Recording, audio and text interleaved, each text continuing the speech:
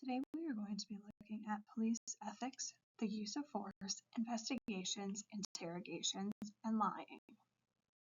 Police use of force. Police are the only authority empowered to use physical force, but only as a last resort. Police are to use no more force than is necessary to subdue a subject. There is uncertainty as to what constitutes excessive or unnecessary force. In general, police use of force incidents are rare occurrences.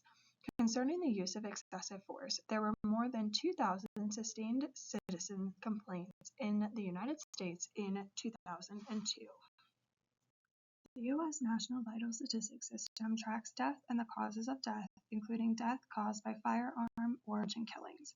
There is a substantial underreporting of police lethal force death because they may not be included in the legal intervention category. We're now going to look at the statistical analysis from a period of 2013 to 2021. It revealed that of the deaths, 26% showed sign of mental incapacitation, 78% were armed at the time of the death, 31% attempted to flee the scene, the victim's average age was 36%, and 95% of those were male. 51% of the victims were reported as white, 29% black, and 20 Hispanics. Both black and Hispanics are overrepresented in this data set, and the whites were underrepresented. Open source data reveals fatal police shootings vary among state populations. States with high gun ownership have a high rate of police shootings. Lethal force is generally accepted as being morally justified when it is used in self-defense or by a third party to protect the life of one another. In the United States, the Death in Custody Reporting Act of 2000 was the first law that required states who apply for certain grants to submit quarterly reports on inmate deaths in state prisons or local jails, deaths in juvenile detention facilities or police lockups, or deaths occurring in transit or in the course of an arrest. Under the Deaths in Custody Reporting Act of 2013, deaths occurring when police attempted to apprehend or arrest a person are now reported under this act as well.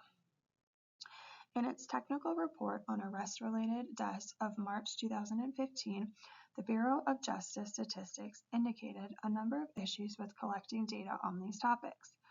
Only 50% of the estimated law enforcement homicides were being reported. From 31% to 41% of estimated homicides by law enforcement personnel were not captured in the 2011 data collection. Among 40% of the deaths occurring in the process of police arrest arise from causes other than officers involved in the homicide of suspects. Data collection deficiencies are from lack of standardized data collection modes, definitions, scope, participation, and resource availability. The use of lethal force by police came to be seen as a national concern, and civil rights issues have led to the formation of protest movements such as Black Lives Matter. Following the deaths of a number of unarmed black males by police shooting, in 2015, President Obama established a task force on the issue of police shootings. He recommended police take steps to build trust with communities, collect more data on police shootings, address racial profiling, and take a more relaxed approach to public demonstrations. The relationship between police training and the ethics of policing and the new surveillance police are now subjected to thorough body-worn cameras and the actions of citizen journalists who have developed new insight about these surveillances. Police body cameras are perceived as external to ethic policing practices.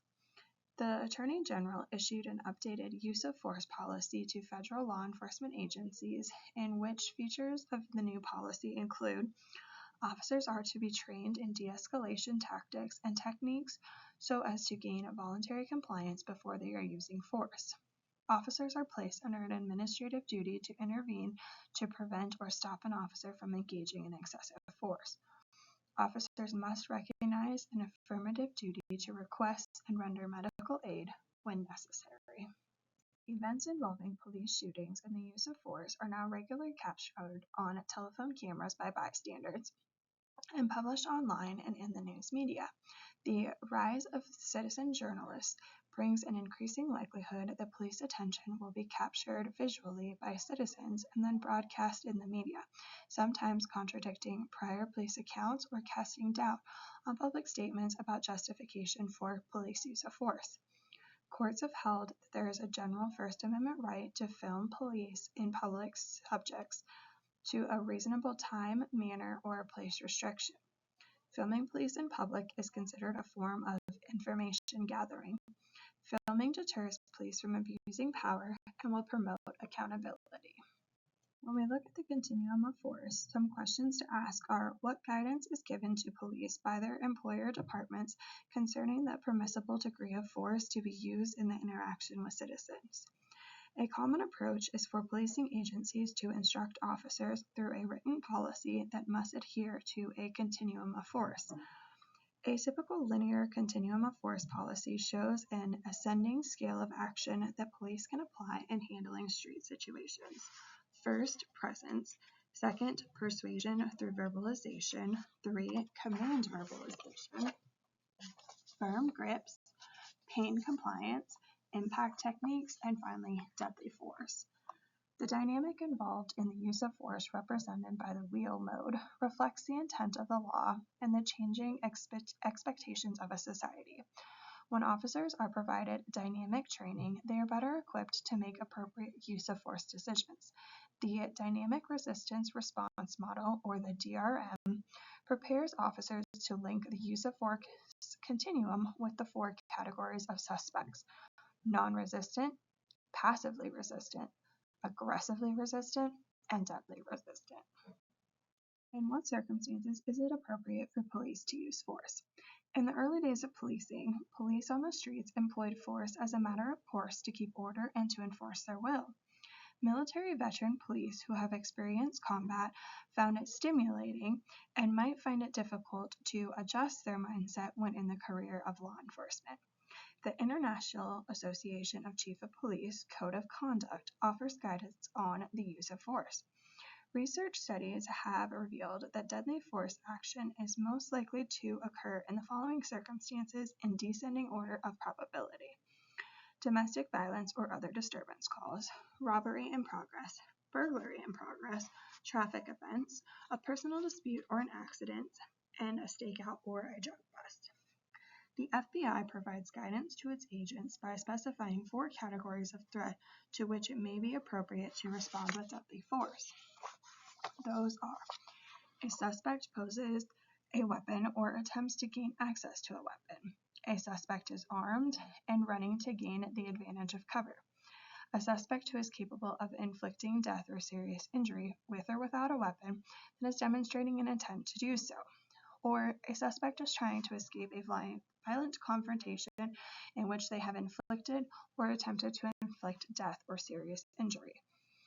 Agents are expected to react to a threat of violence and are not required to wait until the violent act has actually taken place.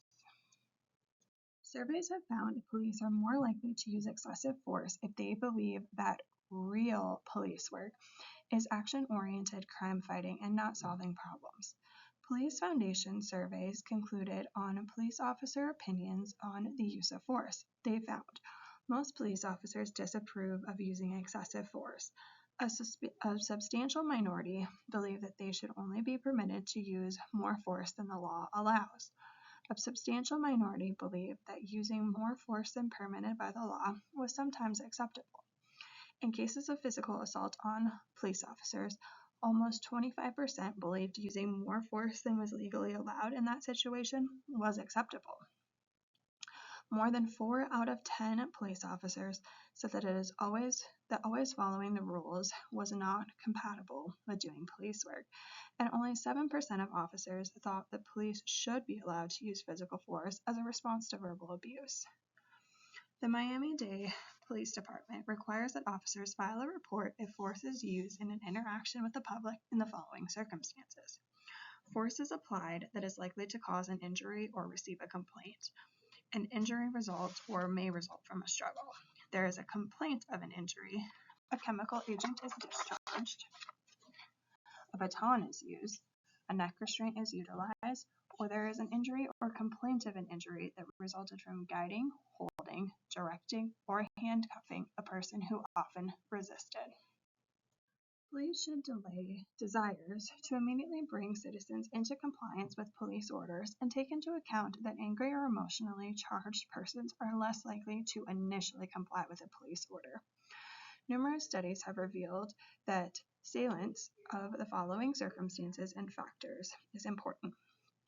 Police and citizen interactions are dynamic encounters, reaching a tipping point, differing accounts of police and citizen ignorance of likely police reaction to their conduct, number of shots fired, using force when making an arrest, and the officer age and education.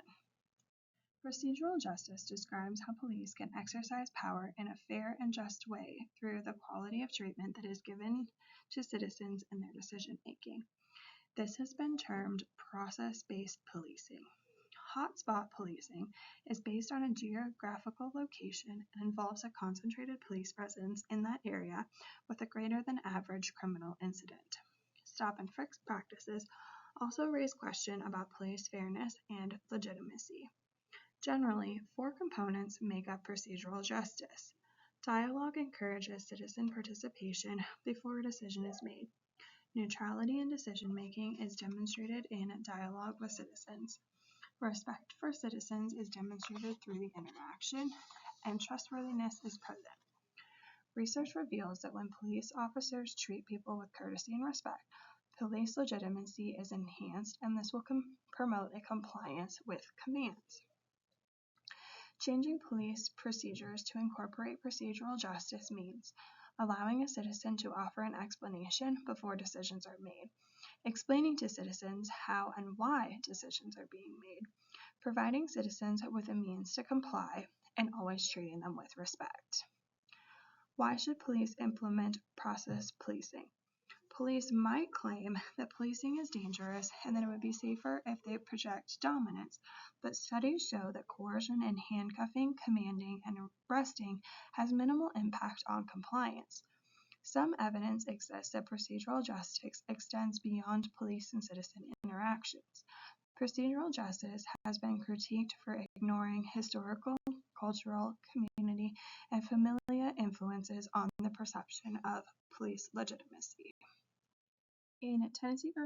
Gardner, 2 police officers investigating a complaint about a prowler observed someone running across the backyard and saw he was 17 or 18 years old and unarmed, and when the suspect began to climb a fence, one officer, thinking he would escape, shot him in the head and killed him. Tennessee law at the time permitted police to use all necessary means to effect an arrest once they gave notice of their intention of an arrest. The Supreme Court determined that deadly force being justifiable in a particular case depended on whether it was considered objectively reasonable. In Graham v. Connor, the court applied the test of reasonableness of force used to all claims of the use of excessive but not deadly force, and they noted that there is no precise definition of reasonableness, but there are 4 factors that could be relevant. The severity of the suspected crime, whether or not the suspect threatened the arresting officer's safety, whether or not the suspect actively resisted the arrest, whether or not the suspect is attempting to evade arrest by fleeing. The court also determined reasonableness of use of force may be judged after taking the perspective of a reasonable officer at the time and taking account of the fact that police sometimes have to make a split-second decision, which is concerning the use of force. Research on the association between race and police use of force is inconclusive. Several studies have documented that race did not influence decisions to use force. Others reported contrary results, some finding Black suspects were more likely to be subjected to force, and others finding that race produced mixed results, depending on the circumstances of the encounter. To what extent do Black or Hispanic citizens worry about police brutality? Concerns by Black Americans about police behavior towards them has only manifested itself in the talk. Black parents provide instruction to their children about how to interact with police, with the focus being on showing respect and compliance and avoiding coming into conflict. One survey asked people how much they worry about police brutality. Black concerns about police brutality were more than 5 times that of whites, and Hispanics were more than 4 times that of whites. Explicit racial bias, in the sense of conscious expression of racism, is rare today. Implicit racial bias can affect any decision-making in the criminal justice system. Implicit racial bias are implicit association that might draw on subconsciousness. Implicit association about race becomes translated into implicit racial bias because of the negative racial stereotypes to which we are all exposed. With police gut reaction or hunches about potential suspicious people, subconscious associations between race and criminality may influence them. Research has also demonstrated the presence of implicit bias in police decisions concerning the use of deadly force.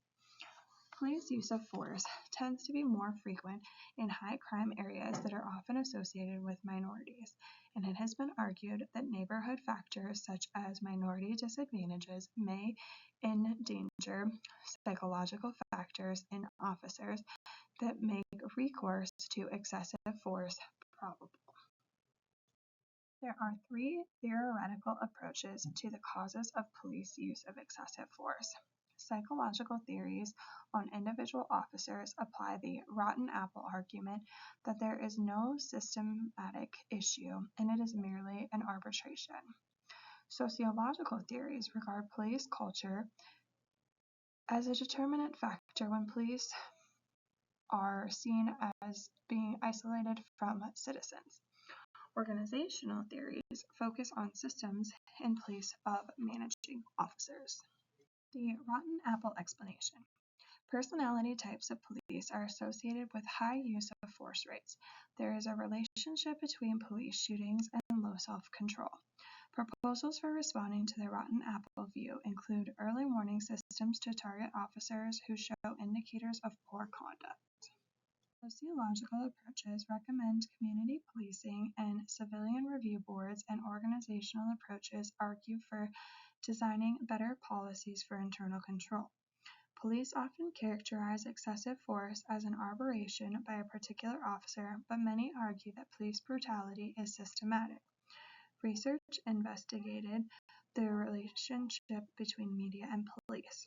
Police are on intimate terms with the media as providers of news and developed high competency in public relations. Fundamentally, whether or not force is excessive must depend on the context. Factors considered relevant to assessing the use of force in ethical terms are intentions, seamlessness, proportionality, minimization, this would be the principle of the least restrictive alternative, and practicability. What has been the impact of interventions designed to reduce police use of force? Oakland Police Department's Violence Reduction Unit followed criticism of its strategies for crime fighting that depended on making maximum arrests. This strategy led to high rates of police and citizen conflict and the alienation of the Black community. Metro-Dade Police Citizen Violence Reduction Project was a partnership between the Metro-Dade Police Department and the Police Foundation. It aimed at enhancing patrol officers' skills in diffusing conflicts. A 3-day training program was developed, pre-intervention data was collected, and thorough analysis of the incidents was performed. These interventions were generally positive, largely because of the enhanced dispute settlement procedures. The New York Police Department began a project aimed at assessing and reducing the incidence of police shootings. The total number of shots fired by police showed a reduction in 80%. The NYPD attributed the decline to the SOP-9 process that involves analysis of the elements and sequence of each shooting and then feeds results into training and improved procedures. In Portland, Oregon, in the 1990s, there was a considerable public concern over police shootings and the allegations of excessive use of force. They developed 2 projects, one on officer-involved shootings and the other on broader issues related to the police use of force. The Police Assessment Resource Center was engaged to assess shooting incidents and recommended mandatory use of force reports and improvements to policy and police tactics. In 2006, a task force that included a citizen review committee worked with police to analyze use of force data to improve the management of force and made a series of recommendations. Have officers report their justification for use of force, give more attention to reducing officer provocations, require a debriefing for all force complaints to raise the threshold for use of force interventions, and conduct a review of street policing strategies in the precinct with the highest use of force ratios. Internationally, excessive force is said to be prevalent in all Asian countries. Police officers are expected to use coercion in criminal investigations. Maintenance of public order is a higher priority than law enforcement. In Nigeria, the colonial policing model results in police-citizen interactions being largely involuntary and characterized by police brutality, corruption, and hostility. In Argentina, a crime survey in 1998 revealed that 18.5% of those reporting believed that retired police and military personnel committed crimes most frequently, and about 7% believed that active police officers committed crimes. In Brazil, government and police responded to crime control, and it has been undermined by the persistence of police brutality and the community's low level of respect for and the cooperation with police in the criminal justice system. Police killing of citizens are not recorded as homicides, but are instead registered as police using legitimate force against a criminal's threatening actions. Police are responsible for a high portion of all homicides, and police violence is systematic, and death squads undertake killing for profit. The taser was originally developed as a non-lethal replacement for the firearm. Tasers have always remained controversial because of instances in which persons are said to have died from being subjected to tasering. Tasers deliver an exceedingly painful electric shock, bringing an almost instant paralytic and bring the target to the ground. Court decisions on tasers state the following.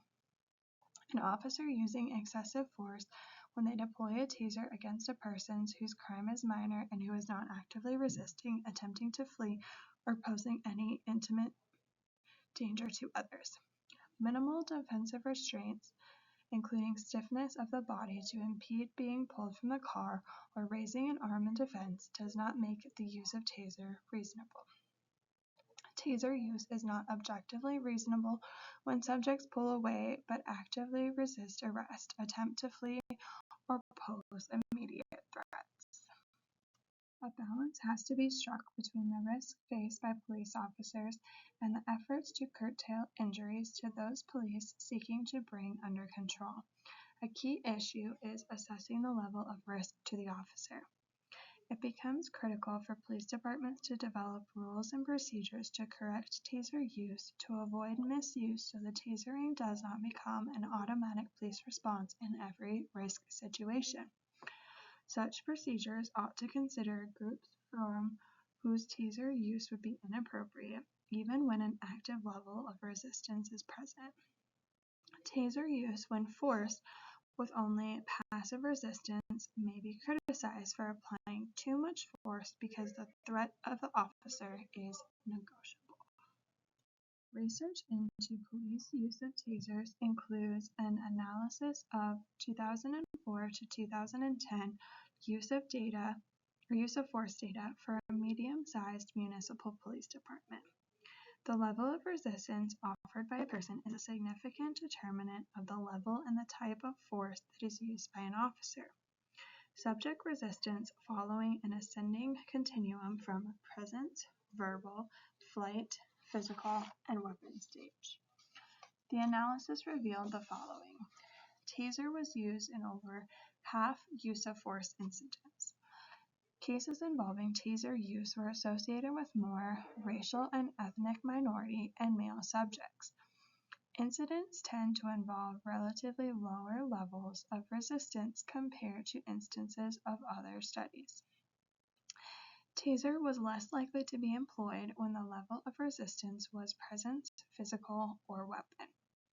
Non-white subjects were almost twice as likely as white subjects to be tasered. Older and female officers were likelier to use a taser, and psychological factors also play a role in determining taser use.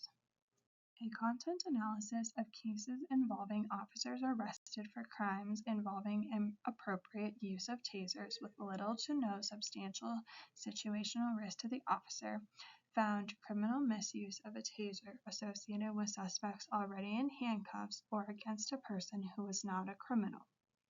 Most of the officers were charged with assault-related offenses. All off-duty cases involved domestic violence, and 1/3 of those involved intoxicated off-duty officers armed with a taser. The use of dirty hands or dirty means by police to secure their goals has been characterized as the Dirty Harry problem. The film Dirty Harry raises the issue of the morality of using force to extract information from a subject. Modern-day popular culture has conceptually featured torture not by police but by the counterterrorism agent Jack Bauer in the television show 24. Analysis of the Dirty Harry situation reveals 4 conditions that are faced by an officer. The police officer has the opportunity to achieve a morally good end or outcome and intends to do so.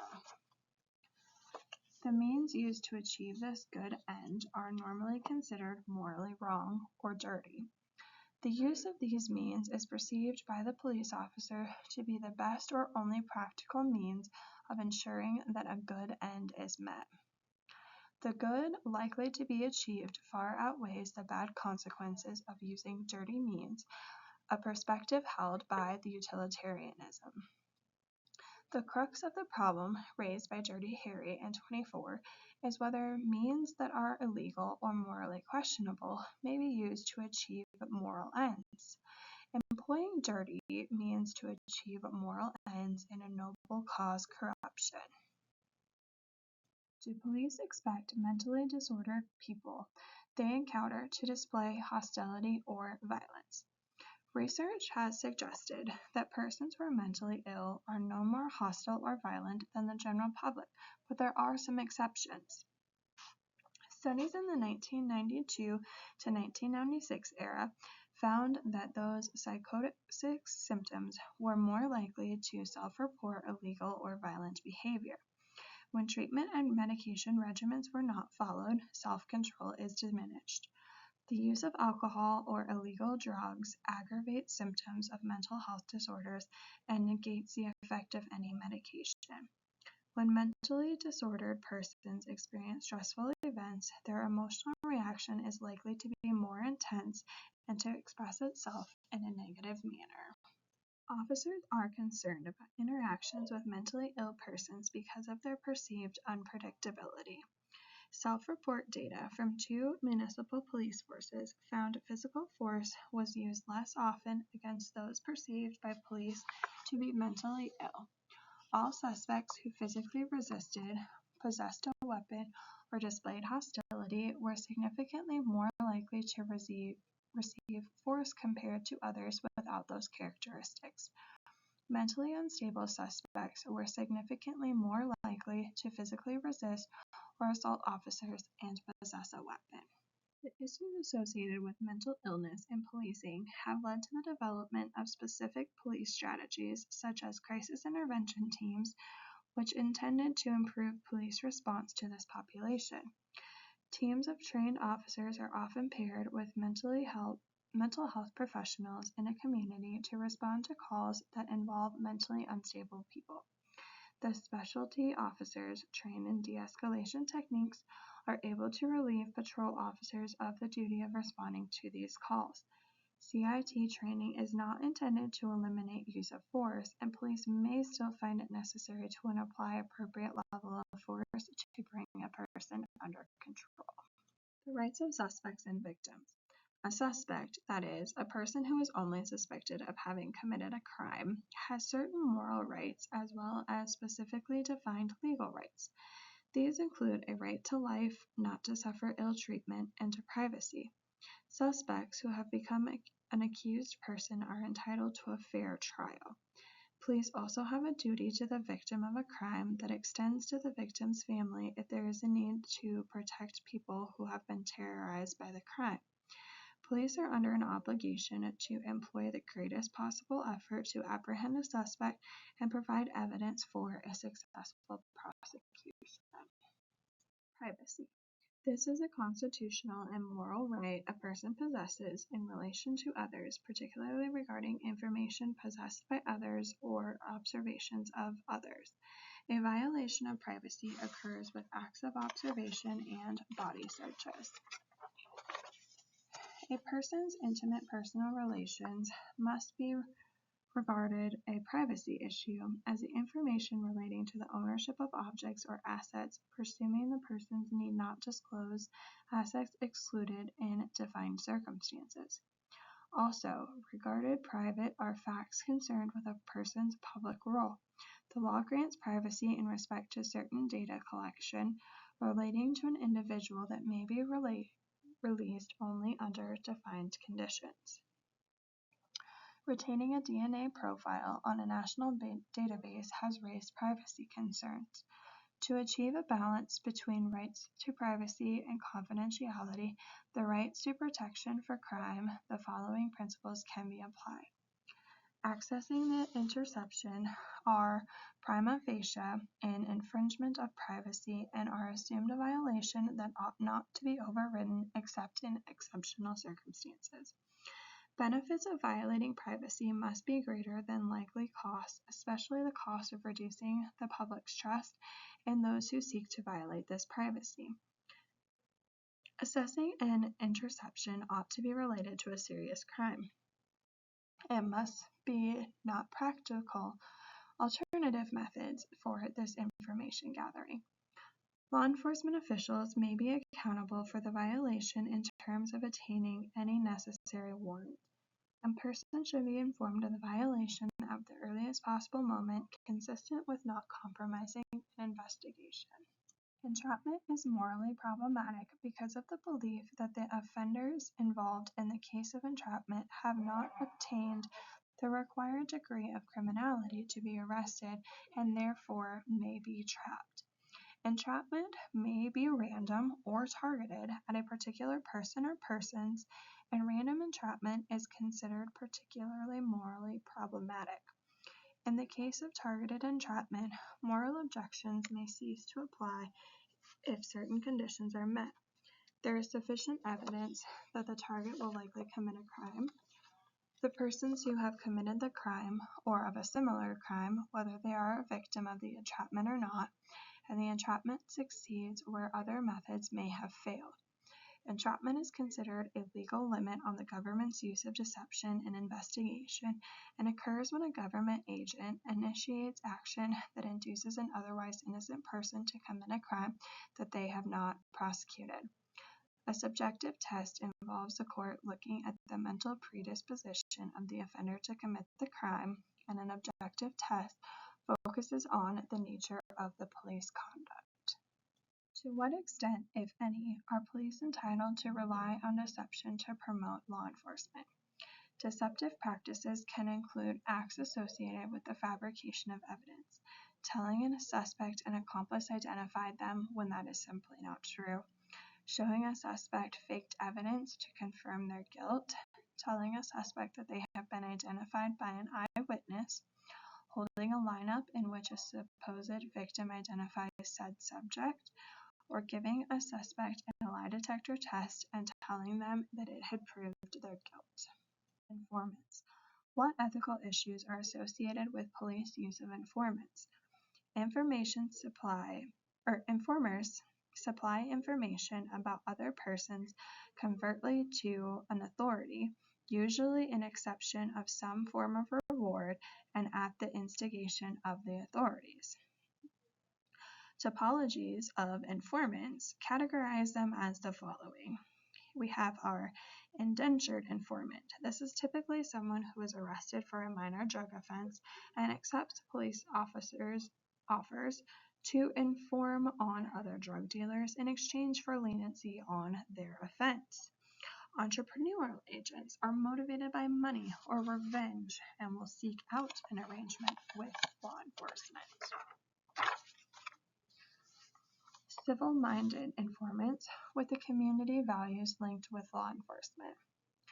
Using informants who inform against a third person unknown to that person is itself unethical and in terms of policing can only be justified morally if it facilitates the purpose of policing, reasonable suspicion exists that the person informed against is intending to commit a crime, the crime is sufficiently serious in nature to justify recourse to an informant to obtain knowledge of it, no other less morally harmful means of obtaining information exist, the information itself to an investigator in the sense that the investigation or prosecution could not proceed without it, and the information is not simply desirable but essential.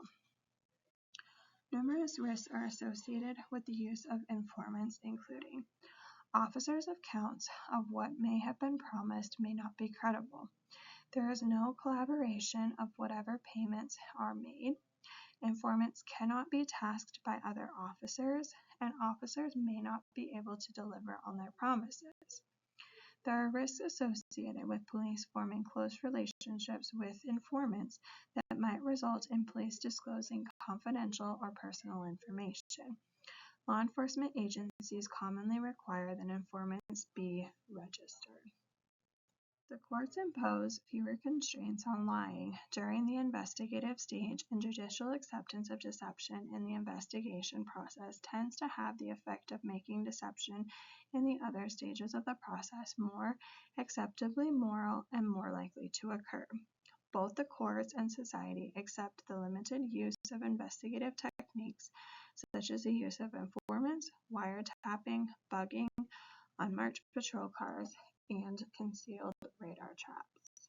Moral issues associated with police interrogations include the imbalance of power between the parties and the resulting loss of autonomy suffered by the person who is being interrogated, challenges to a person's right to privacy, possible misuses of power and violation of the rights of those who are innocent in criminal conduct. The possibility of physical coercion might be applied to a person. In Miranda v. Arizona, the court held that arrested persons must be informed of their right to remain silent. Any statements they make may be used as evidence. They have the right to the presence of an attorney. An attorney will be provided if they cannot afford one. The state is under a heavy burden in attempting to prove waiver of these rights occurred voluntarily, knowingly, and intelligently. Police are able to avoid Miranda requirements by delaying an arrest until they have finished questioning a suspect. The Miranda decision evolved out of the admission in court of confessions that were obtained in the early period with the use of torture, later with the use of the third degree, and then with the use of techniques of deception and psychological pressure. Police have devised strategies that minimize effects of Miranda. Suspects routinely will waive their rights. Every custodial situation is inherently coercive and bears on the issue of whether what a person says could be said to be voluntary. In custodial interrogations, police are able to control the physical condition of the encounter, the length of the interrogation, the time given to the suspect to respond to the questioning, and the terms under which it takes place. The outcome of the coercive nature of this interrogation is an innocent person or a person easily intimidated that may react in a way that would imply that they are guilty. What are the ethical concerns surrounding the techniques used by police to solicit a confession? For jurors, confession evidence is a potential indicator of guilt. The Innocence Project has uncovered many confessions that have been false. Interrogation tactics make suspects believe confessing will grant them leniency. They've also had presentation of false evidence that can lead to an innocent person confessing. Numerous manuals describe appropriate police techniques to elicit a confession. The Reed Manual describes a 9-step process that includes minimizing the moral seriousness of the alleged crime to encourage a confession. The polygraph or lie detector is a means to intimidate suspects into confessing. It measures changes in a person's physiological response in response to these questions that brings about internal tensions that can be measured on a chart. Officers can recognize when a suspect is lying by using behavioral analysis. Police have been claiming to use lie detecting by conducting an interview prior to an actual interrogation, in which a set of questions designed to evoke a particular behavioral response is put to the suspect. A lot of police testimonial deception is said to secure worthy ends, the control of crime, and the conviction of those responsible. Noble cause corruption. The police often believe deception is testifying is done with the aim of furthering the noble cause, but also that they are focused on practice deception to correct deficiencies within the criminal justice system. The task of police is to arrest and apprehend and not to convict. Proposals for reducing police perjury include sensitizing police to the dangers of perjury, having lay persons accompany police when they are executing a search warrant, subjecting police witnesses to lie detection, and requiring that police actions be videotaped. Accepted lying. Accepted lies fulfill objections of crime control and arresting guilt. Police believe it is proper to lie when necessary to protect the innocent or image of the department or bring calm in a crisis. As far as the police are concerned, a lie is acceptable if a lie is made in pursuit of a legitimate organizational goal. There is a clear relationship between deception and achieving that organizational goal. Police and management within the police believe that lying will better serve the public interest than by providing the truth, and ethical and legal aspects of lying are not considered concerns. In tolerated lying, lies are tolerated as necessary evils, and police will admit a lie when they are confronted. An example is using lies and deception to handle what police regard as nuisance work or as opposed to police work.